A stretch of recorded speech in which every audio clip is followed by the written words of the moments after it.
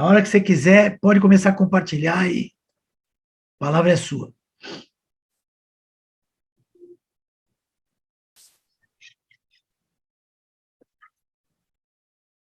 Todo mundo está vendo? Sim. Ok.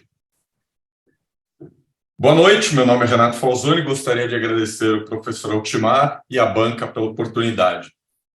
O tema desse TCC é um edifício multifuncional localizado na cidade de Jundiaí. Esse edifício é uma resposta possível a um problema real existente em várias cidades brasileiras, que é a presença de uma grande quantidade de condomínios fechados, resultando em um espaço urbano que se comporta como anticidade. O problema que se busca resolver é como criar nessas cidades, que já têm uma ocupação consolidada, um espaço que se comporte como cidade. E resgate, mesmo que em pequena escala, a dinâmica das cidades. A estratégia escolhida foi a criação de um edifício residencial multifuncional,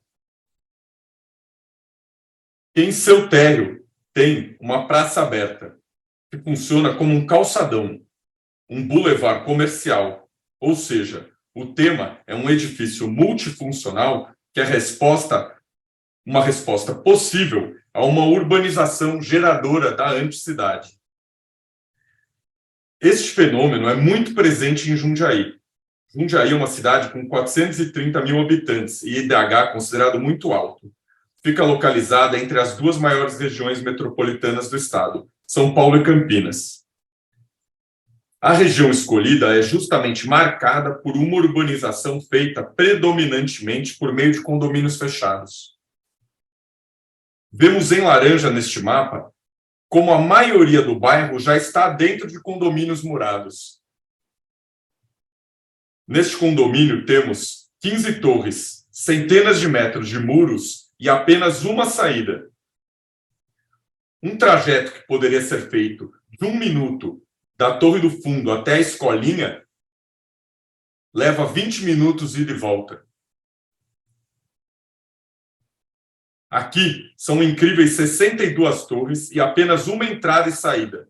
O que vemos é trânsito de manhã no horário de rush.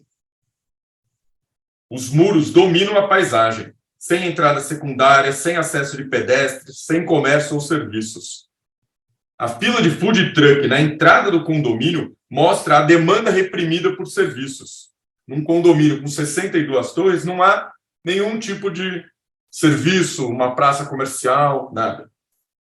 Por último, o caso do Jardim Santa Teresa, onde fecharam o loteamento com muros e um trajeto de 1 minuto entre a casa marcada e a academia hoje leva quase meia hora. O que vemos é literalmente um muro no meio da rua. É a representação concreta da ruptura do tecido urbano, da fragmentação e do aumento das distâncias. Assim, o lote escolhido fica neste bairro chamado Gramadão, que é tomado por condomínios, uma região que representa perfeitamente esse dilema. No primeiro mapa de cheios e vazios, vemos que é uma região com ocupação já consolidada, com poucos vazios. No mapa central, o zoneamento, no caso em laranja, zona de preservação dos bairros, que permite, apenas nas vias de indução, um gabarito de 14 metros ou 4 pavimentos. O terceiro mapa mostra que as vias de indução marcadas em verde formam uma espécie de uma letra U no centro do bairro. Essas são as únicas que permitem a construção multifamiliar. O terreno fica próximo a um lago público, cercado de condomínios fechados de alto padrão, que já tem residências unifamiliares com gabarito semelhante.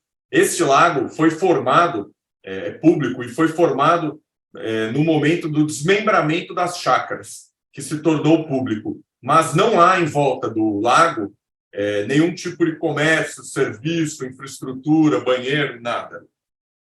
O terreno fica na parte alta do bairro, tem vista para a Serra do Japi e para duas lindas araucárias, são 32 metros de frente por 44 de fundo, um total de 1.408 metros quadrados. O terreno já está murado e, como era um campo de futebol, já foi terraplanado.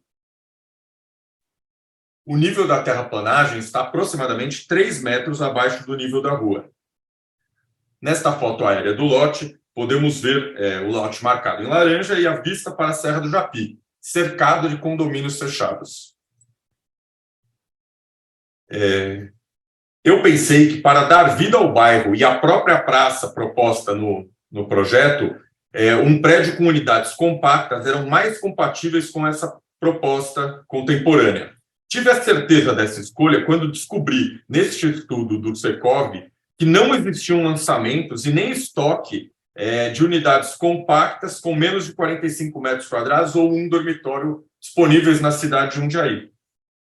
Assim, os principais objetivos do projeto são uma proposta com um ethos urbano como resposta aos enclaves fortificados, uma proposta de adensamento, oferecendo um edifício multifamiliar, onde, de outra forma, haveria apenas uma edificação unifamiliar, uma proposta de habitação compacta, um nicho desprezado pelas incorporadoras tradicionais, e a oferta de serviço no bairro, um bairro carente desses serviços.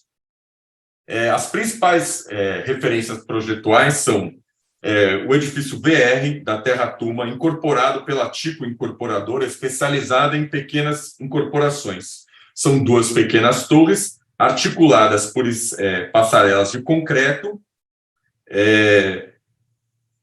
e as 2 torres estão em volta de uma pequena praça. E tem comércio no térreo. A segunda referência é o edifício VR, também do Terra Tuma, também incorporado pela Tico Incorporadora, onde temos pequenas torres também ligadas por passarelas de concreto, articuladas em volta de uma praça, comércio no térreo, mais 2 andares. Uma terceira referência é o edifício Floresta, incorporado pela Ideias Argos, e projetado pela MMBB. Aqui a principal referência é a praça, em cima de uma laje, com os banquinhos de concreto armado, né? Então, e as 2 torres articuladas em volta dessa praça. Em se tratando de um terreno em Jundiaí e de um predinho, né? Não tem como escapar da referência do SECAP, projetado por Artigas, Fábio Penteado e Paulo Mendes Rocha, né? Aqui em Jundiaí eles estão bem preservados e guardam até hoje, apesar de terem sido construídos há muito tempo atrás, uma certa qualidade, uma certa contemporaneidade. Por último, eu trouxe aqui como referência a Galeria Metrópole de Salvador Cândia e de Gasperini. Sua área comercial articulada em volta de uma praça com paisagismo tropical. Trouxe aqui uma citação de Acaiaba que me inspira muito. Com o mínimo de meios, procuro sempre atingir a maior eficiência, conforto e, como consequência, a beleza, onde nada sobra e nada falta. Aqui nesses estudos, podemos ver que eu trabalhei aqui a garagem e aqui as unidades. Então, eu trabalhei um projeto modular, e eu trabalhei as plantas e a estrutura e as vagas sempre em conjunto. Então, são os primeiros croquis. Aqui a evolução das unidades, sempre mantendo a modularidade idealizada. Aqui um croquis com a topografia, uma perspectiva. Fica claro as 2 pequenas torres articuladas em volta da praça e ligadas por passarelas de concreto. Uma maquete volumétrica do projeto, a caixa de circulação vertical aqui já está no sul, que originalmente estava no norte, porque eu estava em dúvida entre privilegiar a vista, mas, no fundo, eu privilegiei a insolação. A evolução do pensamento projetual, a principal razão que me levou a separar os blocos foi poder criar uma circulação cruzada, né, e ventilar os banheiros, as cozinhas dos apartamentos e também criar lavanderias, que nesses projetos mais compactos, contemporâneos, a gente vê que é sacrificado essa ventilação cruzada, a ventilação dos banheiros e, às vezes, até a lavanderia não tem uma ventilação adequada. Aqui a gente vê o estudo solar, a planta de situação no térreo, podemos já perceber que a calçada se estende para dentro do condomínio, e mesmo os moradores entram por essa praça comum, por essa praça que é formada no térreo do prédio. O subsolo não precisou ser escavado, nenhum muro de arrimo ou muro de contenção precisou ser criado. A garagem ficou com 30 vagas para automóveis, 10 para bicicletas, 5 para motos. A caixa de circulação vertical e o recuo de 4 metros em volta de todo o prédio. Está prevista uma vaga para cada unidade, incluindo as comerciais, e temos ainda vagas extras, uma para carga e descarga e uma para portadores de necessidades especiais. Aqui o detalhamento do térreo, né? 4 lojas, os corredores de acesso, todos enquadrados na lei fachada ativa. Assim, praticamente todo o térreo é não computável. Durante o dia, o acesso é livre e o controle de acesso é feito na área residencial, no próprio pavimento dos apartamentos. À noite, uma portaria automatizada na entrada. Os 2 pavimentos superiores são muito semelhantes, abrigam 22 unidades residenciais. Aqui o segundo pavimento, com 11 unidades residenciais, né? No total, as 22 unidades residenciais, o projeto atingiu 99,2% do aproveitamento computável, chegando muito próximo, então, ao máximo. Aqui temos uma pequena área de lazer muito simples na cobertura, aproveitando a vista para a Serra do Japi, e um pouquinho de potencial construtivo que tínhamos, chegando assim aos 99%. Aqui a cobertura, o pergolado, né? Aqui o corte AA, corte BB. Eu vou passar um pouco rápido pelos desenhos técnicos, porque são muitos e eles estão na monografia, então dá para depois olhar com mais detalhes. Na elevação da situação, a gente vê que o projeto do predinho tem um gabarito semelhante, está harmônico com o restante do bairro. A fachada sul, fachada norte, fachada leste, a gente vê aqui os combogós, vemos as galerias comerciais, né, como a passarela convida a pessoa a entrar no prédio. Aqui a planta da unidade de esquina, 48 metros quadrados, a unidade central, 40 metros quadrados.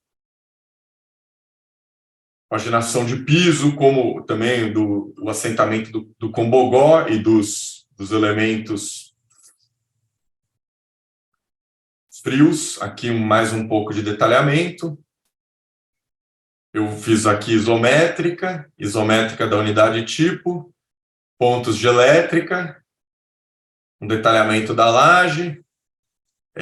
No caso do paisagismo, eu vou falar um pouco, é um paisagismo de inspiração moderna, né? Inspirado em Burle Marx, com esse tempero um pouco contemporâneo, utilizado bastante também nas referências citadas, né?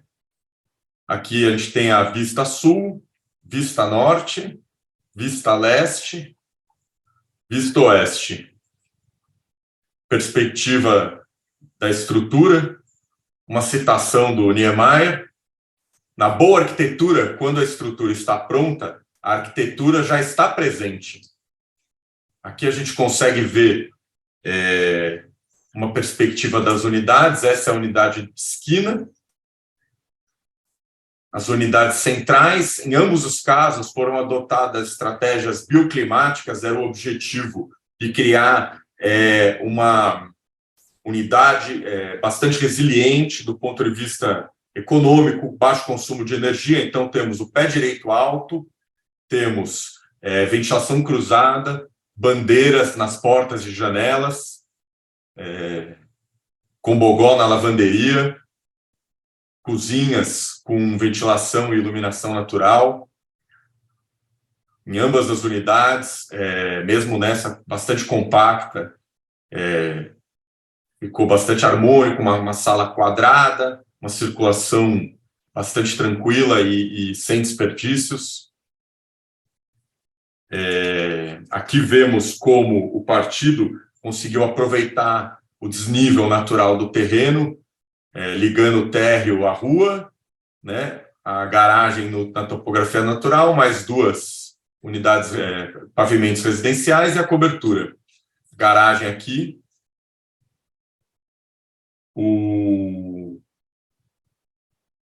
Uma vista da rua, mostrando como realmente a proposta da praça traz a rua para dentro do prédio, e mostrando que não é uma resposta hipotética, é uma resposta possível que atende tanto a legislação quanto o mercado.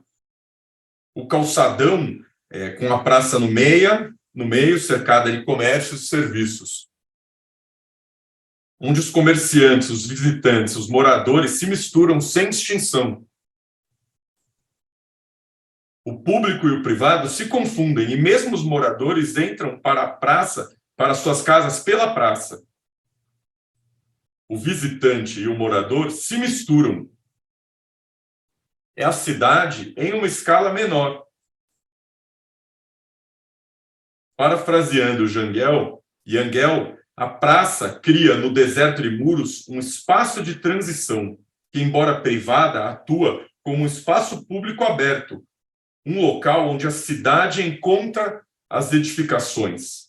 É um oásis de urbanidade para que a cidade ainda exista. O que foi feito em Jundiaí não tem como desfazer, mas para os terrenos que restam, uma resposta plausível que pode ser aproveitada é essa que eu apresento. Uma solução que pode ser aplicada em outros bairros de Jundiaí e até em outras cidades que se comportam como Jundiaí.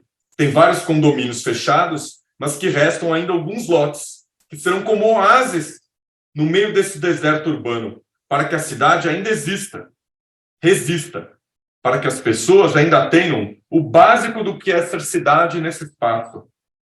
Uma forma de entregar, ao menos naquela região, um respiro de cidade. Muito obrigado a todos, agradeço. Obrigado, Renato. João Jaime, a palavra é sua para os seus comentários. Vamos lá. Parabéns, Renato, muito bom o seu trabalho. Ele tem uma consistência, né? Você tem um domínio do tema, da questão que você está discutindo, né? Dessa questão urbana, que fica bastante claro, tanto na monografia já estava, complementado agora pela tua apresentação. E também tem uma coisa muito rica que eu gostei demais do seu trabalho, que é de você começo, meio e fim, né? Em diferentes níveis de aproximação. Você vem lá do urbano, discute a questão urbana, como está a cidade, e chega até nos diagramas de elétrica e hidráulica, né? Do prédio. E passa no meio desse caminho por todas as etapas que realmente um trabalho como esse tem. Então, como exercício acadêmico, estudantil, você tem uma reflexão aí muito boa, e especialmente na sua monografia você argumentou bastante, se colocou tanto discutindo com alguns autores, tendo alguns autores, como se colocou a nível pessoal também, com muita força, até em primeira pessoa, e se posicionou com muita ênfase nos teus pontos de vista, né? E então é muito bom isso, né? E chega num resultado e defende o seu resultado no final e está fazendo isso com propriedade, né? Tanto nas afirmações que você fez, quanto à análise urbana da cidade, como do edifício que você está apresentando, com muita propriedade, você está defendendo tudo então eu acho que é um belo trabalho de graduação que você está mostrando aqui hoje nessa banca, né? E tem bastante coisa, eu acho, para comentar, para elogiar e alguns pontos para levantar, com discussões como o Altimar gosta que a gente levante as discussões também, né? E até o fato de você se colocar muito eloquentemente, ele até, então, em contrapartida, abre as janelas para a gente também fazer algumas críticas, talvez bastante firmes, aí, algumas questões, né? Então, ainda queria registrar como um elogio o fato de você incorporar as novas tecnologias de representação, os renders e tal, mas não abandonar as antigas, né? porque isso a gente tem visto alguns trabalhos de graduação que chegam com renders muito bem feitos, super bem desenvolvidos, e a gente não vê o croquis, não vê a planta, não vê o corte, a maquete física, né? E você passou por todo esse caminho, né? Mostrou aqui os seus croquis, os seus desenhos técnicos, e aí os seus desenhos estão mais ricos do que a maior parte dos desenhos de trabalho de graduação que eu tenho visto, porque o Hotmart tem me convidado aqui para algumas bancas, então tenho visto alguns desenhos. Os seus trazem um nível de detalhamento, de perceber as preocupações todas que você tem, e então está tudo isso muito bacana. Eu, dentro da análise urbana que você fez, eu estou muito de acordo, inclusive isso é um pouco mais até a minha seara do que eu tenho trabalhado profissionalmente e academicamente no meu doutorado, né? O mal que os grandes condomínios têm feito às cidades, especialmente as pequenas e médias do interior de São Paulo, a gente já está vendo agora e vai se tornar mais ainda, né? Essas ruas que são só muros, né? Não é só Jundiaí que tem, né? Até cidades bem menores que Jundiaí. Isso me lembra, na escala invertida, eu tive a oportunidade de conhecer uma grande cidade mundial, que é Joanesburgo, né? Que tem duas metades, uma inteiramente informal, que é que veio do antigo Soweto, se originou dele, né? E que é uma imensa favela urbanizada e transformada, e a outra parte, que é a parte que antes residiam os brancos, que é uma parte gigantesca. Você pensar uma cidade do tamanho de metade de São Paulo, inteiramente murada, com muros altos, estruturas rodoviárias de circulação, né? Então, eu quero que, guardadas as proporções, diversas ruas das cidades do interior de São Paulo estão parecendo com essas ruas de Joanesburgo, e as fotos que você traz e coloca eloquentemente, logo no começo da apresentação, daquelas ruas, são realmente coisas horríveis. A questão o termo até que você usa, fragmentação, acho que é o termo correto mesmo, elas fragmentam o espaço urbano e negam a cidade. Então, eu vou muito a favor dessa análise que você está fazendo, e tem aí uma questão que está subliminar na sua apresentação, na sua argumentação, mas, claro, a primazia da segurança como fator determinante, né, no tipo de arquitetura que se faz, né? Até o acesso único, o controle, os muros altos, as cercas elétricas, tudo isso, né? Então, a segurança acaba sendo, não negando ou menosprezando a importância do fator segurança. É um fator, tem que estar presente na sociedade, a arquitetura não pode se omitir a responder a esse anseio do público, né, que é a segurança, mas ela não pode ter a primazia total, e, em função dela, a gente determinar o nosso modo de vida e a arquitetura, né? E até porque entraria por uma seara que é tempo demais, não vamos entrar aqui. A forma como ela é abordada no discurso na mídia, a questão da segurança, e como ela é utilizada, e a diferença entre o discurso sobre a segurança e a realidade da segurança. Mas isso acho que não é um caminho para ir aqui, que é muito longo. Bom, dentro de tudo isso, dessa argumentação toda, que eu estou muito a favor e gosto muito dela, eu acho que tem alguns pontos que eu pontuaria para você, assim, como visão do teu trabalho. Primeiro, que eu questionaria, né? Quando você trata dos agentes imobiliários aí, e que você analisa a produção de uns e de outros, me passa a sensação, eu vou usar algumas palavras fortes, assim, mas são as que eu encontrei, talvez, que de um lado você demoniza alguns agentes e de outro você idealiza outros agentes. Na minha visão, cabelos mais brancos que os seus, mas ainda tenho, né? O Hotmart perdeu os dele. Mas nem um agente é tão assim demoníaco e nem o outro é tão ideal na sua produção. Há contextos, né? Por que um consegue produzir uma coisa, por que um consegue produzir outra? Há o tal mercado. Como você aponta corretamente, há a legislação, né?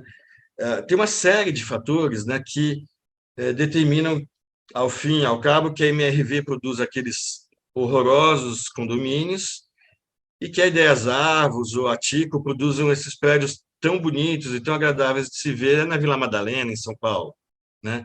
Há diferenças muito profundas, né? O preço do metro quadrado de um e de outro imóvel é um dos fatores determinantes, a demanda, o que exige o consumidor de cada caso. Quer dizer, então, acho que a gente, quando analisa as coisas e se coloca por escrito no trabalho que vai ficar numa biblioteca da escola, precisa olhar com atenção para esses fatores, demonizar e idealizar. Né? Quer dizer, há contestações aqui em São Paulo, né, muito fortes da produção da ideia avos nesses bairros, né? A questão da gentrificação, tem outras questões também, mas há discussões, né? E não vamos dizer que a MRV e o Minha Casa Minha Vida, que aí você ampliou esse raciocínio e colocou o programa inteiro, né, não atendam também algumas necessidades da nossa sociedade, de produção em massa, de produção com financiamento. Também são necessidades que têm que ser atendidas, e a crítica que você coloca, a forma como atenderam, é bastante pertinente, eu não estou aqui defendendo nesse sentido, mas a gente não... A eloquência que você argumentou foi tanta que quase que nos daria a sensação que você condenaria a própria existência do programa, do Minha Casa Minha Vida, e desse tipo de atendimento massivo. Ele é uma necessidade também que a gente tem que considerar, e que acho que não dá para dizer que a nossa sociedade não precise disso tudo. Um outro ponto é quando você traz isso para uma conclusão sobre o planejamento urbano, né? E argumenta quase contra a própria existência do planejamento e contra o fim de regulamentações, né? Quer dizer, eu acho que também aí é necessário muita reflexão, talvez mais do que o tempo que eu deveria falar aqui, né? Para falar dos erros do planejamento, das coisas que ele produz, às vezes, contra as próprias intenções iniciais dos planejadores, né? De como os agentes do mercado imobiliário conseguem manejar, e por que não dizer manipular, toda a questão do planejamento urbano a seu favor e seguem se impondo. Você falou alguma coisa, Altimar? Você está com o microfone?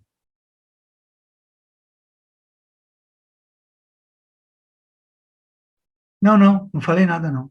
Ah, desculpa. Então, é que sua imagem está grande aqui na tela, eu achei que você estava falando. Desculpa. Então, eu acho que também é precipitado concluir que a conclusão que você traz sobre o planejamento urbano, ela é um pouco... dá margem a muita polêmica e talvez a gente não devesse tomar ela agora. Bom, não quero me estender muito mais, mas vindo aqui para o teu projeto objetivamente, acho que você chega num resultado muito bom e numa proposta conceito, vamos dizer assim, né? Agora, o que eu observaria, se eu tivesse no mercado de trabalho observando o teu projeto e tivesse, por exemplo, numa situação de quem vai tomar a decisão numa incorporadora se topa ou não topa o teu projeto. Assim como a parte residencial tem que ter uma viabilidade, e aí você apresentou aquele estudo do Secov, né? Então, eu não sei se o Secov está errado, se o Secov não, o Secov só fez o levantamento, só mostrou. Se os agentes que decidiram fazer por aquela oferta de moradias na região estão errados por não terem contemplado aquela faixa, né? Ou se aquela faixa tem menos viabilidade na localização que você está propondo. E assim como a viabilidade para a habitação tem que ser demonstrada, a viabilidade comercial também. E a viabilidade comercial, ela é intrinsecamente e principalmente ligada à questão locacional e à questão das circulações. Então, se você tivesse feito talvez um estudo da circulação das pessoas por aquela região e vinculado talvez à escolha do terreno a um tipo de estudo assim para viabilizar o teu uso comercial, isso viria com muito mais força, né? Quer dizer, nesse contexto locacional que você apresentou aí dessa região de Jundiaí, você apontou corretamente, as portarias e os acessos ao condomínio são os grandes nós. Você mostrou a fila dos food trucks estacionados na frente do condomínio, né? Quer dizer, então, esse uso comercial aberto, ele talvez precisaria se articular com essa circulação, com onde as pessoas estão, por onde elas passam. Se elas não passam circulando por aquela rua, que me parece então é um vai e vem, se não é um caminho, a viabilidade comercial ela perde muito, né? E aí me parece, eu não sei dizer se tem ali ou não, mas seria necessário talvez estudar isso para afirmar, né? Fora isso, do modo geral, eu gosto muito do teu prédio, né? Acho que, apesar de tudo, tem uma questão ainda do ponto de vista aqui acadêmico. Você questionou, por exemplo, na monografia, elementos da legislação, por exemplo, o recuo frontal, e quando você pegou os exemplos, você tomou um que não tem recuo frontal, exatamente porque acho que onde ele está localizado, a legislação não existe, não exige. E acho que você se impôs, então, vou demonstrar dentro da legislação o que é viável. Mas um outro caminho para um trabalho acadêmico seria também questionar a legislação e ter projetado diferente dela e dizendo que fora da legislação é melhor do que dentro. Seria um caminho também para o projeto, né? E talvez, porque isso te resultou numa volumetria, você tirou os recuos e você queria o aproveitamento máximo. É claro que você enriqueceu isso com os cheios e vazios, com a praça no meio, e amenizou o efeito daquele cubo, né? Porque você conseguiu trabalhar ele em termos de aberturas e circulações de um modo que mudou muito esse efeito final. Mas acho que é isso aí. Parabéns, muito. Sim, a questão da insolação também, da análise da insolação nos ambientes dos apartamentos, que não apareceu aqui, e que você está usando ali as 4 faces, né? Jundiaí é um lugar que tem algumas alterações climáticas, tanto dias muito quentes como muito frios. Então, talvez uma análise um pouco da insolação e um tratamento diferenciado das fachadas nas 4 faces poderia melhorar o desempenho nesse sentido. É isso. Obrigado, João Jaime, pelos seus comentários, que certamente enriqueceram aqui as discussões. Vou passar a palavra para o Tiago para que ele faça os comentários dele. Tiagão. Vamos lá, Alt, obrigado novamente. Renato. É bom ser o segundo a falar, né? Porque o João Jaime já falou muitas das coisas que eu ia falar, Renato dando risada. Renato, a única coisa que eu vou falar, cara, você estava nervoso, porque você falou boa noite. Tá? Não, mas... Eu ia falar isso, ele começou falando boa noite. Tá? Mas, Renato, gosto muito da discussão que você traz. Tá? Eu vou muito para Campinas, porque os meus sogros são de Campinas e a Adri tem uma amiga em Jundiaí, então a gente vai direto. E aí a gente sente tudo isso que você falou. Condomínio fechado, muro, a não cidade, a ilusão da segurança de morar em condomínio, né? Que é mais uma ilusão do que ter segurança, né? E aí eu gosto dessa discussão que você traz da cidade para pessoas. Então, vamos desmurar, vamos trabalhar a iluminação pública, vamos trabalhar áreas verdes, vamos trabalhar o adensamento populacional, vamos romper um pouco com essa discussão do entremuros, né? Eu acho muito legal essa sua discussão que você traz, acho muito interessante os projetos que você trouxe como estudo de caso, né?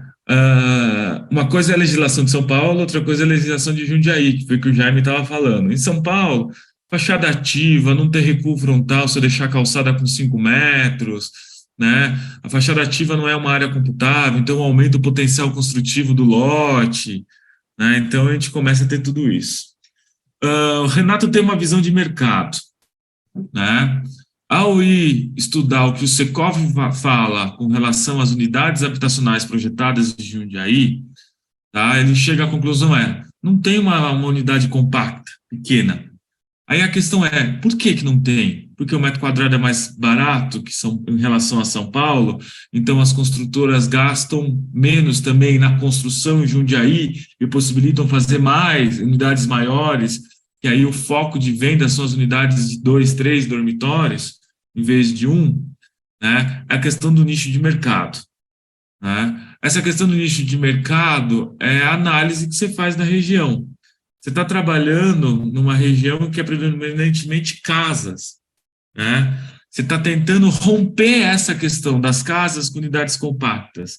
A questão funcionaria? Não funcionaria? A gente começa a discutir uma análise pós-ocupação, né? Então, o projeto teria que ser construído para ver se daria para ter essa análise pós-ocupação, se funcionou ou não. Mas para chegar nessa análise pós-ocupação, as incorporadoras iriam estudar muito essa região para falar, Renato, é esse mesmo ponto que você está trazendo. Ou eles iam falar, Renato, em vez de você ter unidades de 1 dormitório, você vai ter que ter unidade de 2. Então, teria ajuste no projeto? Teria ajuste no projeto, mas com o mesmo conceito do térreo aberto, com térreo para a cidade, tudo, às vezes, o que era uma unidade viraria uma, viraria, a cada 2 viraria uma unidade, né? Mas é uma discussão que está sendo feita, tá? Unidades compactas é uma coisa polêmica. Quando lançaram aquelas unidades compactas em São Paulo de 10 metros quadrados, e eu projetei algumas, né? A construtora foi massacrada na época pela opinião pública, né? 10 metros quadrados é praticamente uma vaga de carro, né? 2 por 5, na verdade 2,30 por 5 é uma vaga, 2,30 por 4,70 é uma vaga, né, de carro aqui em São Paulo, né? E aí, o que você está desenvolvendo? Qual é a qualidade dessa arquitetura? E quando você fala de unidade compacta, o que vem primeiro na minha cabeça são aquelas unidades bem pequenininhas, né? E aí eu vejo, não, unidade de 40, né, um pouco maior, né? Então, são unidades que têm uma qualidade boa de discussão, tá? Se a gente vai para uma região de São Paulo, que é Moema, eu não sei se você chegou a fazer esse estudo, Moema tem apartamentos de 200, 300 metros quadrados, mas também tem apartamentos de 40, 45 metros quadrados, 50, 1, 2 dormitórios, né? Só que Moema é uma discussão diferente, porque ela foi se desenvolvendo e crescendo. Então, começaram a ter esse mix de unidades. No seu caso, é o primeiro predinho, vamos falar assim, em toda essa região. Então, ele começa a dar uma possibilidade de um norte de desenvolvimento nessa região. Tá? Se está certo ou errado, compacto, teria que fazer uma análise um pouco mais profunda, que o Jaime estava falando também, até com relação às discussões do térreo. Você pode até me corrigir depois, mas Jundiaí também tem as discussões de fachada ativa, né? Não lembro de cabeça muito fortemente, eu li seu trabalho e fiz 1 ou 2 projetos em Jundiaí, então algumas coisas da legislação eu tenho na cabeça. E a fachada ativa é um benefício. Se é um benefício, muitos dos incorporadores fazem a fachada ativa para ganhar um potencial de venda, né? Para fechar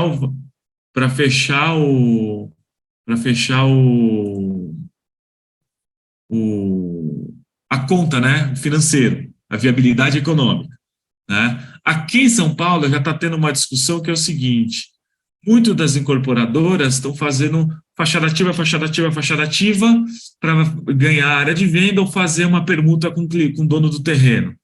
Porém, tem muitas fachadas ativas que são micadas, que não funcionam, tá? Porque são regiões que não têm o foco para a discussão de ter loja, de ter isso, de ter aquilo, que é o que o Jaime estava falando. Então, o que acontece? Que eu já vi em algumas discussões aqui. O pessoal faz a fachada ativa, aprova como fachada ativa e depois isso vira área de lazer do prédio.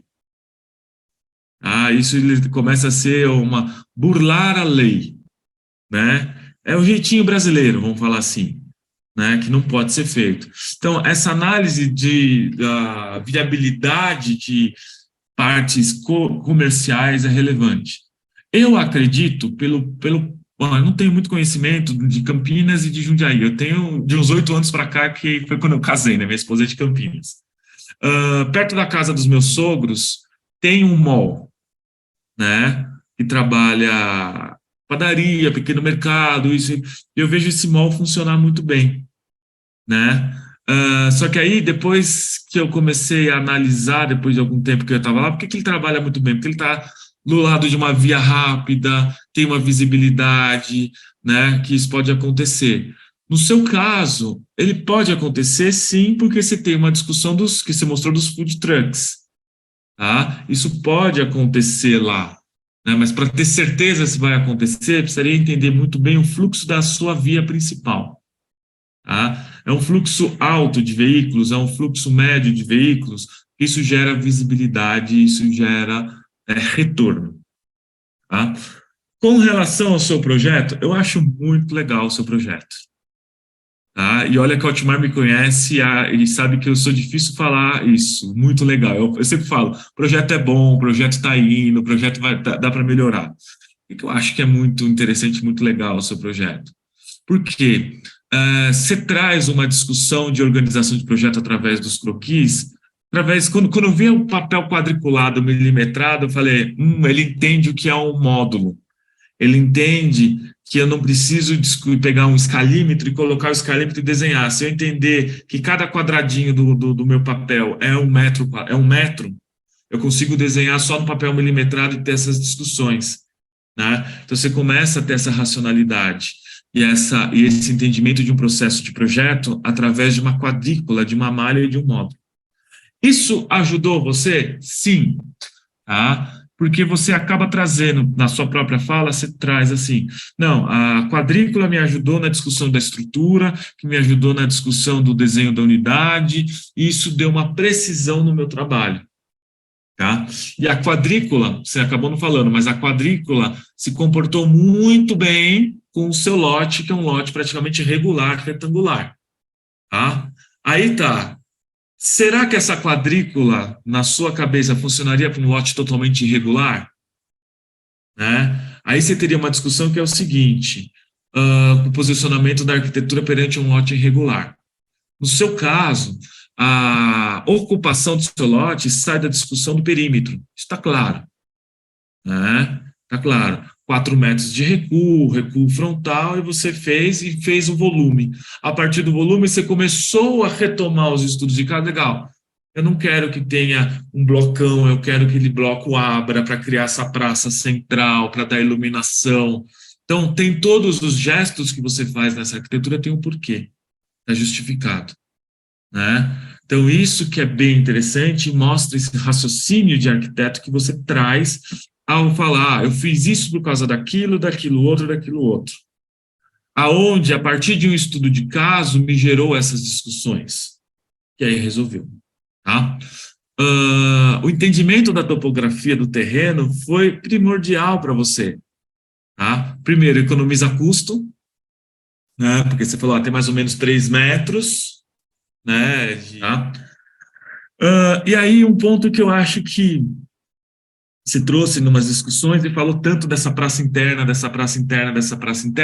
mas quando você faz o acesso do seu térreo, você faz por 2 passarelas, e a praça interna fica meio que isolada, né? A pessoa não transita por cima dessa praça, poderia ter uma discussão dela transitar por cima. Então, se essa praça tivesse esticado e a praça fosse o acesso principal, e do acesso principal ele desenvolveria para as partes cobertas embaixo da torre e acessando as lojas, eu acho que teria um dinamismo um pouco mais interessante. Não que o que você fez esteja equivocado, só que você traria um protagonismo maior para essa praça interna, né? E a possibilidade dessa praça sobre laje, ter rampas e ele se ter um percurso que você anda, usa essa praça, não só uma praça de contemplação, mas uma praça que tenha uma utilidade um pouco mais forte, seria também interessante. Tá?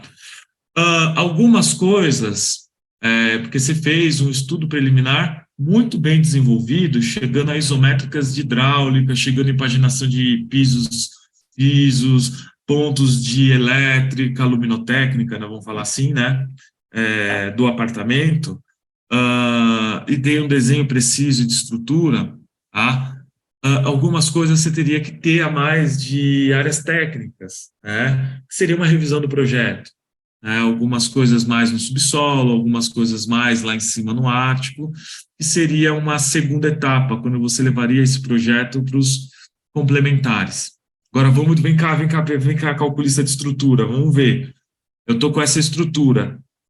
Qual que seria a estrutura que você iria desenvolver para o dimensionamento dessas peças?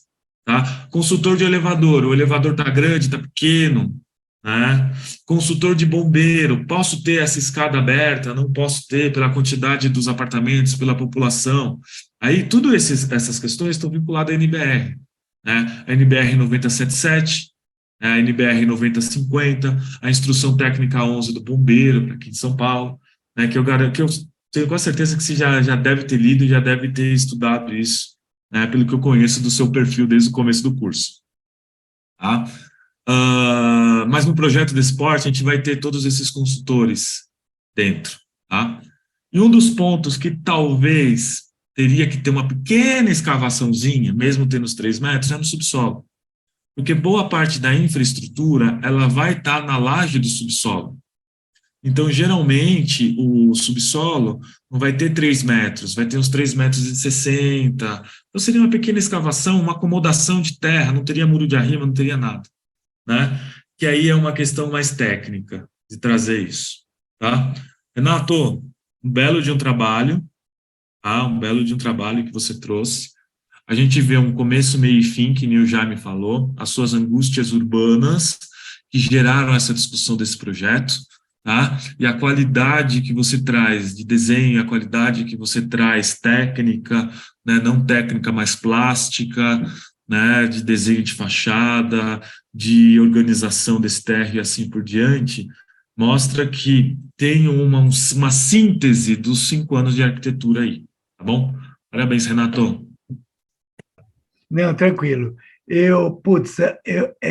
O Renato é uma figura, assim, sensacional. Eu adoro o Renato, porque nós tínhamos embates muito grandes, assim, porque o Renato, ele é provocativo, ele é uma figura, sempre se posicionou, ele sempre foi um cara que levava as discussões de maneira séria. É um arquiteto que discute, que procura investigar, que vai atrás das referências. Então, ele discute o Jangel, ele discute o Bauman, ele discute o Richard Rogers, ele vai atrás, ele vai ler esses caras e vai fazer o seu entendimento. E vai fazer... E, obviamente, que isso são posicionamentos mesmo que eu respeito, eu acho que é assim mesmo, tem que ser. É a pior coisa, é você ter uma pessoa que não saiba claramente em que lado do mundo que ela vai ficar. Eu acho que isso é ruim, até para a pessoa, né? Porque a pessoa fica meio que rondando o mundo que nem um zumbi, né? Eu acho que não, eu acho que isso é ter uma personalidade, isso é muito importante. Com o ônus e o bônus de você saber de que lado que você está e de que lado que você quer ficar. E, às vezes, ponderar e entender que, em alguns momentos, você deve dar um passo atrás, deve recuar, deve repensar, porque a gente... E aí eu vou falar uma coisa que o Jaime vai lembrar, né? Se você pensar lá no Parmênides, né? Como diria o nosso querido Luiz, lá, nosso professor, filósofo e tal, o homem nunca entra e sai do rio o mesmo homem, né? Nem é o mesmo homem e nem é o mesmo rio. Aí já o Hegel que ia, né, entrar nessa discussão. Mas a verdade é que você tem que, de vez em quando, fazer ponderar essas questões e ver. E aí, nesse sentido, o que o Jaime quis dizer é que quando você divide o mundo de uma maneira maniqueísta, né, assim, você está se arriscando, né? Por exemplo, quando você defende determinados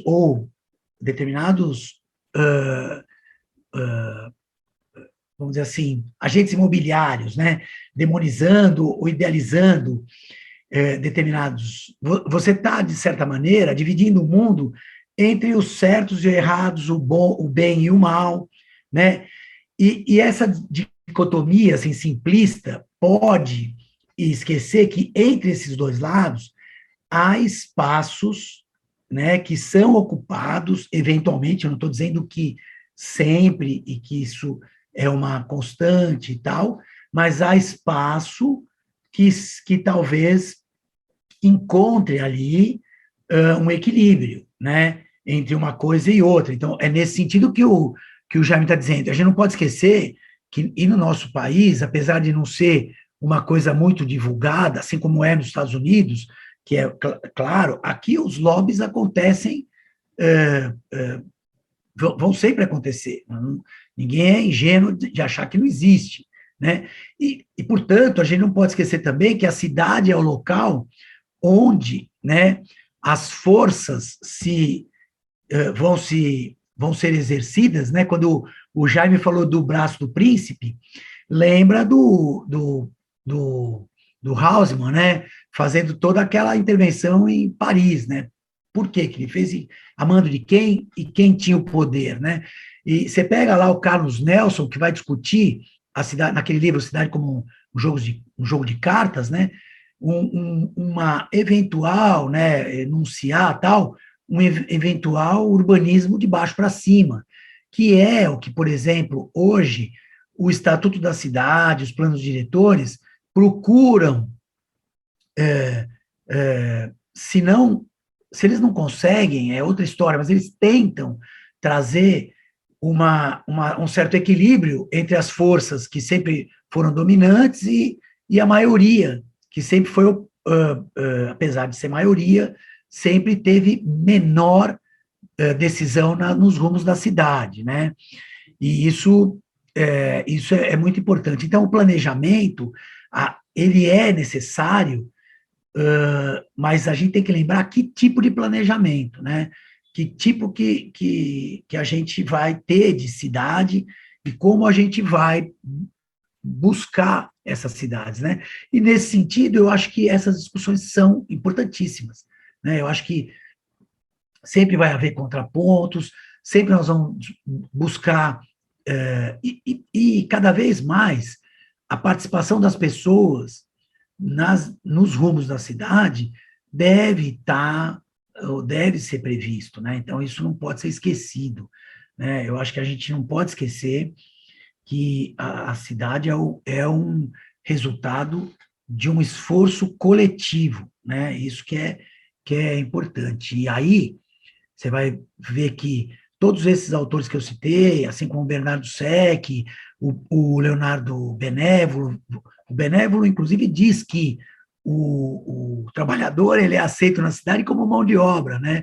Mas ele não é bem-vindo como a pessoa que vai usufruir da cidade, né?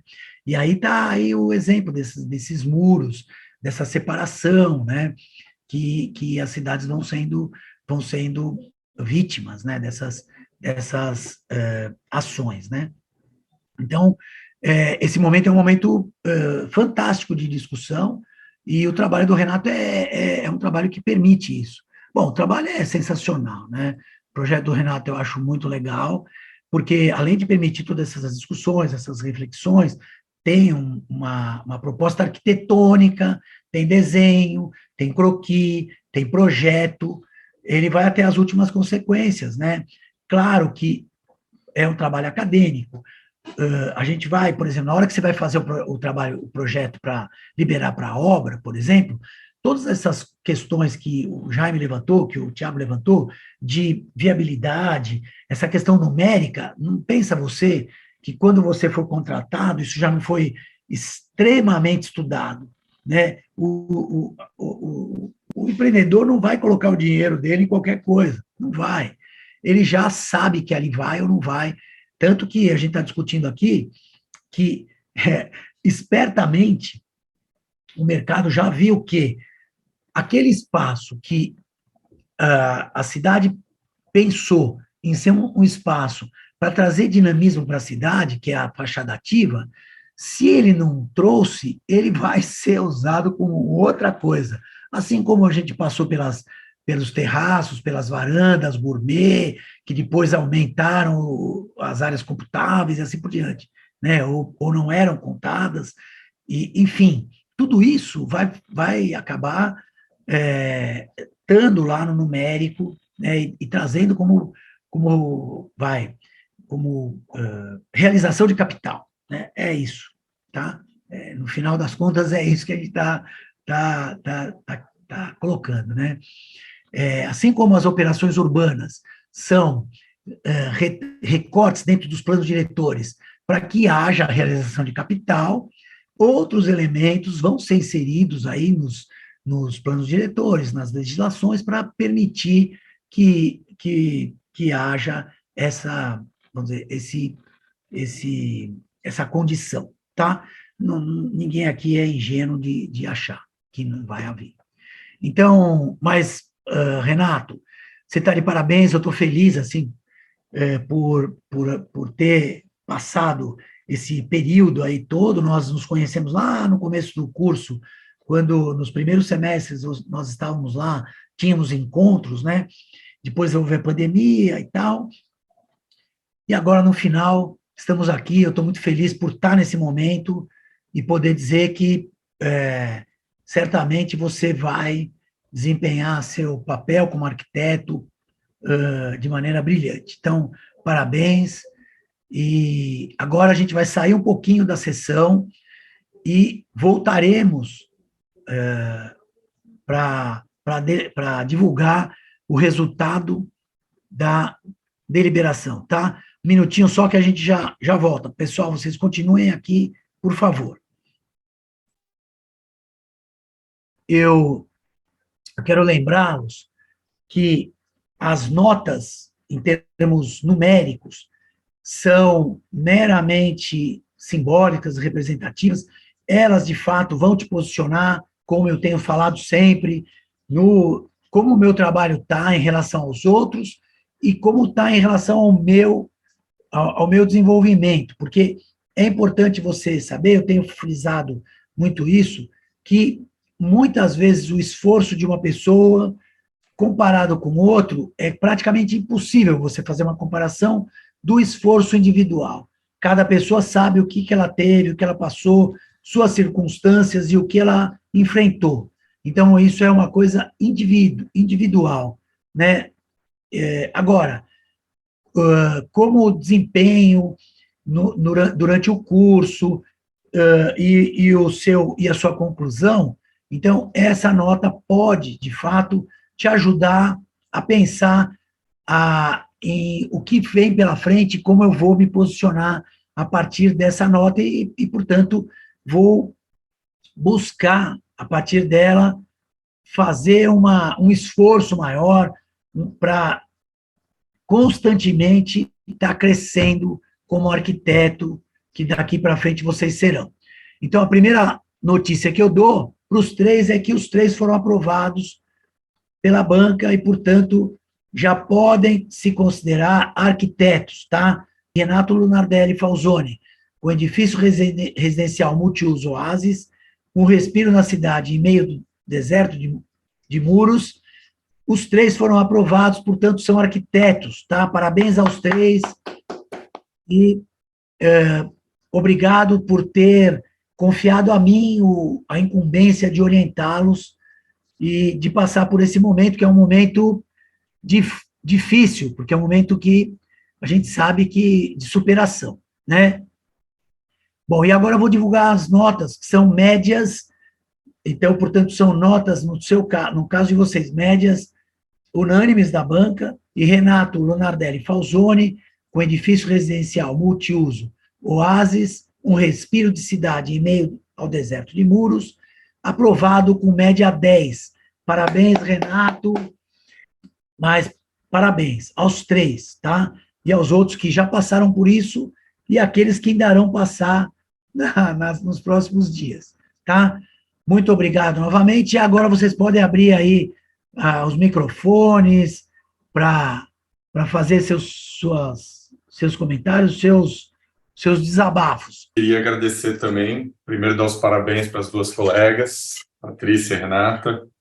Queria agradecer ao Altimar, que realmente as orientações foram top. O Altimar é uma paciência muito grande, porque ele ficava horas e horas ali, muito acima do tempo, dando orientação para todo mundo, e contribuiu muito para o meu projeto, e ele que estimulava eu a fazer novos desenhos, novos detalhamentos e tal. Então, o projeto melhorou muito. Também quero agradecer o professor Thiago, que desde o começo também trabalhamos junto. Eu lembro muito bem das orientações e dos trabalhos e tal. E fico muito feliz com a nota que eu recebi, porque eu sei que o professor Thiago não dá nota alta, porque eu lembro que eu tirei 8 na escola e eu achei que eu ia tirar 9, 10. Eu tirei 8 no institucional e falei, pô, 8? Mas eu sei, então, que ele é muito exigente. Também sou fã do professor Jaime, eu dei uma pesquisada no senhor antes. O senhor que projetou uma casa em Bugaçu, professor? Foi. Isso. Eu achei muito linda, em Pilots, no meio da mata, muito de acordo com também o meu pensamento, Obrigado. bem enxuta, então fiquei emocionado de ter o senhor como banca, muito feliz, uma pessoa que tem uma experiência muito grande, então valorizou. Vou aproveitar e agradecer meu sócio, Tomás, porque eu tenho 46 anos e tenho uma empresa, tenho uma família, tenho filho, e dá um trabalho meio grande aí, lidar tudo. Também agradecer minha esposa, que teve paciência, porque realmente manter família, trabalho e ser estudante de Pori Velho. E também agradecer todo mundo, o professor Samuel, porque eu achei muito bom e gostei demais de tudo. Então, e também agradecer minha mãe, que está assistindo a apresentação e sempre me apoiou em tudo. Então, é isso. Legal. Obrigado a todos, viu? Legal, Renato. Obrigado e parabéns, parabéns. Bom, então parabéns para vocês que concluíram. Como bem lembrou o Renato no começo, hoje é dia do arquiteto, né? Então, um dia muito especial e que nos faz lembrar que nossa profissão dá esse trabalho todo, dá os desgastes, dá as alegrias, né? Mas tem, acima de tudo, uma função social muito relevante, né? As escolhas dos temas de vocês todas demonstram que vocês estão conscientes dessa função social. Mas é claro que depois do dia a dia, a luta pelo espaço de trabalho profissional, tudo isso se impõe, a gente tem que ir para essa batalha, que a gente sabe como ela é, mas nunca vamos esquecer dessa função, desde o trabalho mais singelo até o trabalho mais complexo que a gente tem a oportunidade de exercer na nossa carreira, ela está presente o tempo inteiro, e ela que é o nosso balizador no final da qualidade do trabalho, no compromisso que a gente tem. Nunca esquecer essa função que a gente tem na sociedade de representação e tudo mais. Boa sorte para vocês na vida profissional, bem-vindos aí. Como o Altimar gosta de lembrar, as 2 primeiras anuidades do CAL têm 50% de desconto. A minha e a do Altimar também tem 50%, porque a gente tem mais de 30 anos de formado. Então, nós estamos nas 2 pontas do desconto aí. E então vamos encarar aí, vamos fazer. Muito obrigado, viu? Muito obrigado. Bem-vindos. Parabéns a todos os formandos, vamos falar assim, arquitetos, tá? O professor já me falou super bem, mas vou falar um pouquinho também com relação ao que vocês vão desenvolver na vida profissional, tem que ser melhor, né? A partir dessa última aula, vocês vão melhorar cada vez mais, tá? E vocês sabem, né? Precisando de algum conselho como colegas agora, vocês sabem onde nos encontrar. Tá? Eu, professor Altimar, que está na universidade, tá? Tendo alguma questão que queiram conversar, pedir conselhos, nós estamos aqui, tá bom? Parabéns a todos. Agradeço aí aos comentários pertinentes, importantes, e como o Tiago disse, lembre-se que precisando estaremos à disposição. Sucesso para vocês, vocês merecem, foi de fato um esforço enorme, e fechamos esse ciclo. Um grande abraço e até a próxima. Nos vemos por aí.